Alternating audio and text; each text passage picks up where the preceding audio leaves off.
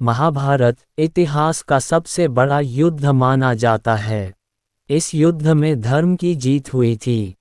कौरवों को अधर्मी कहा गया, जबकि पांडवों को धर्म का पालन करने वाले योद्धा के रूप में जाना गया।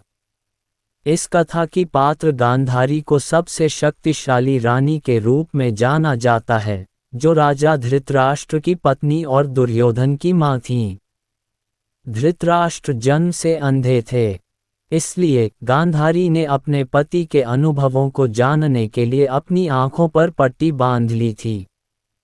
कौरवों की माता गांधारी भगवान शिव की बहुत बड़ी भक्त थीं। उन्हें भगवान शिव से वरदान मिला था। ये तब काम आने वाला था जब महाभारत के युद्ध में लाशें बिछ रही थीं। क्या था वो वरदान जिससे अधूरा रह जाता पांडवों का वचन? पौराणिक कथाओं के अनुसार गांधारी को भगवान शिव से यह वरदान मिला था कि जब वो कभी अपने आँखों की पट्टी खोलकर जिसको भी देखेंगी उसका शरीर पूरा लोहे का बन जाएगा। तभी महाभारत युद्ध के दौरान उन्होंने अपने बड़े बेटे दुर्योधन को बचाने के लिए उसे निर्वस्त्र बुलाया। अगर यहाँ भगवान कृष्ण अपनी चाल न चलते तो पांडवों का द्रौपदी को दिया हुआ वचन पूरा नहीं हो पाता और महाभारत की कहानी कुछ और ही होती। क्या थी कृष्ण की चाल?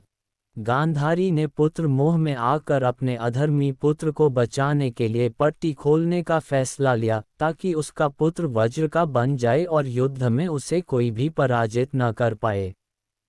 गांधारी ने दुर्योधन से कहा था कि तुम मेरे सामने बिना किसी वस्त्र के आना, शरीर पर कुछ भी नहीं होना चाहिए। तभी कृष्ण दुर्योधन के पास जाते हैं और कहते हैं कि तुम्हें तुम्हारी माता पहली बार देखेंगी और तुम उनके सामने इस अवस्था में जाओगे।